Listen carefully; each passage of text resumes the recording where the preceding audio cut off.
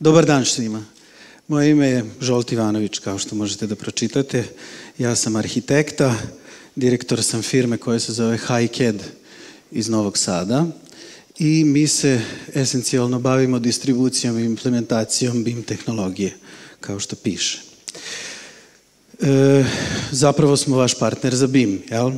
A zašto u stvari nam treba BIM i šta je to što u stvari nam se stalno dešava? Ovo je jedan od razloga. Ja ću se truditi da vas ne ugnjavim mnogo, da ostavim malo više vremena za sledećeg govornika, mislim da će ona biti zanimljivija. I ovo je još jedan razlog zbog kojeg nam treba BIM. Sad te cifre su manje više tu negde tačne, nisu tačne, ne znam, a ovo je nešto što menja BIM. BIM u stvari menja princip rada. Pa vama kao projektantu u stvari znači to da se malo više možete baviti onim zbog čega ste i krenuli da studirate arhitekturu ako ste arhitekta. Da se bavite dizajnom, a ne toliko dokumentacijom. To ste više radili kada ste radili u 2D svetu. A menja još jednu stvar. Menja to da u stvari delovi ciklusa života jedne zgrade, čije vrednosti vidite otprilike tu na ovom sledećem desnom grafikonu, u stvari zavise od onog tamo vrhića. I neko nije mu trebala, ne znam kakva nagrada iz matematike da izračuna da i puno ulaganja tamo može da uštedi mnogo u sledećim fazama. I zato nam se u stvari dešava BIM. A ovo je nešto što je Zoran pokazao, pa neću mnogo da pričam o tome, ali to je generalno primjena BIM-a trenutno u svetu. A ovo je možda nešto kod nas. Ovo je interesantna stvar.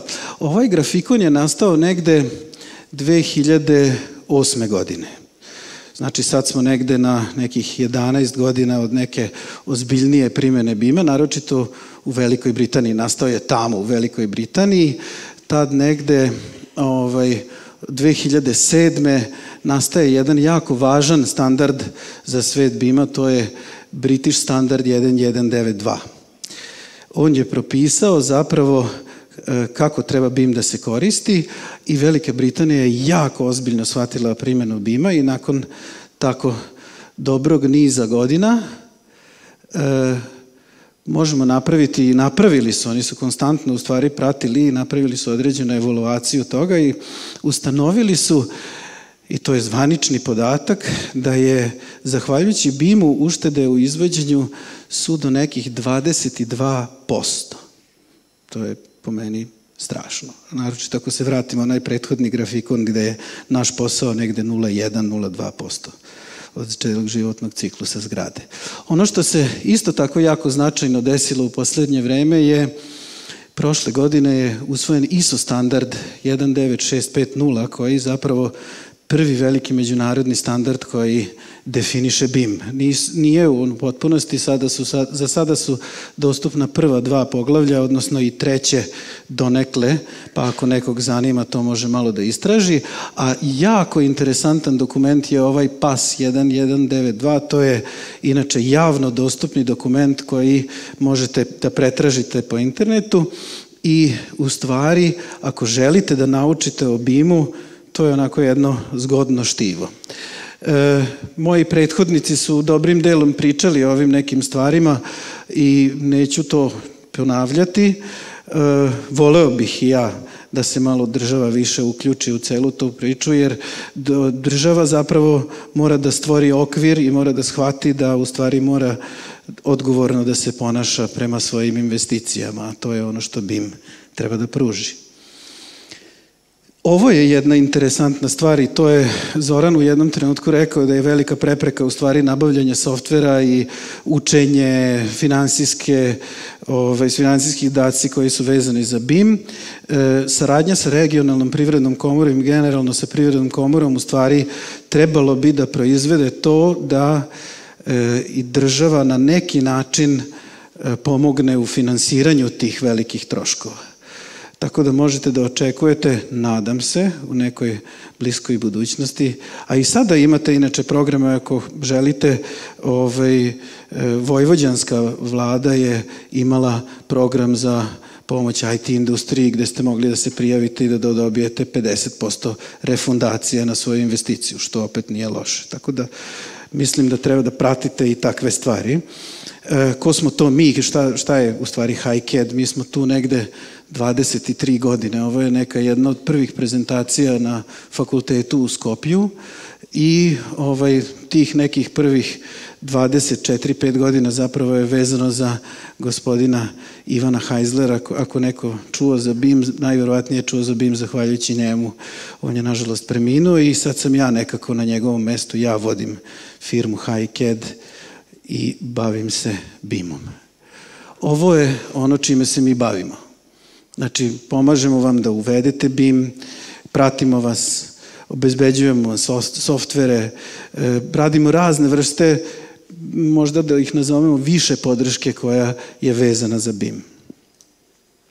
Ovo je neki naš portfolio, a Veljko vas je sigurno impresionirao, on je sjajan govornik sa velikim iskustvom, tako da mogu da kažem sa ponosom da smo mi saradnici nekako strateški i zastupnici i Bexel menadžera. Ovo su naši lokalni partneri, a udarni proizvod kojim se mi bavimo je ArchiCAD, čija zapravo filozofija je upravo uvođenje BIM-a i ono što je takođe interesantno, ArchiCAD dolazi iz male zemlje kao što je i Srbija, ali susedne iz Mađarske, nastao je 80-ih godina i ima jedna interesantna priča i za taj cool, s tim što je u tom trenutku kada je tadašnji vlasnik Graphisofta pričao sa Steveom Jobsom, on je rekao da to što vi radite je cool i stao iza ArchiCAD-a i Apple je bio naš strateški partner i tokom tih 35 godina mi smo doneli niz inovacija u IT industriju i u svet BIM-a. Trenutno smo zastupljeni u više od 108 zemalja, imamo više od 200.000 korisnika, negde 77.000, otprilike u stvari neka trećina je na trajnom ugovoru sa nama i konstantno koristi naš softver. Ne znam da li ima smisla da vam pričam da ArchiCAD je softver koji dobija na svim mogućim takmičenjima BIM softvera prve nagrade, tako da je, kažu, jedan od najboljih i ovo su neki naši klijenti, a prepoznaćete sigurno neka imena koje su vrlo bitna u svetu arhitekture. A inače smo veliki zagovornici takozvanog Open BIM principa rada.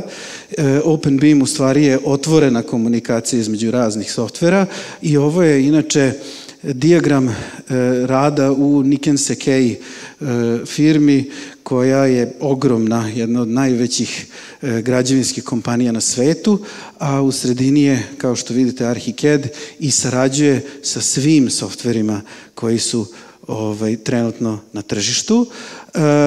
Ono što je novo i što želim da vam takođe skrenem pažnju je da smo od prošle godine napravili stratešku saradnju sa firmom kompanijom koja se zove Epic Games, koja je kupila softver koji se zove Twinmotion i vi kao legalan korisnik ArchiCAD-a možete da koristite potpuno besplatno softver koji se zove Twinmotion i ovo su neke vizualizacije iz te priče. Sledeća koleginica koja dolazi posle mene, to je Gordana, ona će malo više pričati o ovom zelenom delu tu, a to je veza između Rhino, Grasshoppera i ArchiCAD-a i algoritamsko ili parametarsko projektovanje, fenomenalna jedna stvar. Ova, inače, zatalasani krov je, recimo, rezultat takve jedne tehnologije rada. I želim još da vas pozovem na nešto što je kolega Dabrović par puta spomenuo u svom izlaganju, a mi planiramo sledećeg ponedeljka i utorka 2 prezentacije, odnosno mala seminara, gde ćete se upoznati sa upotrebom point cloudova, implementacijom point cloudova u softver kao što je ArchiCAD i još jedna interesantna stvar sa 3D štampom iz ArchiCAD-a. I ako vam još uvek nije jasno, da BIM dolazi. Evo ovaj slajd. Hvala lepo.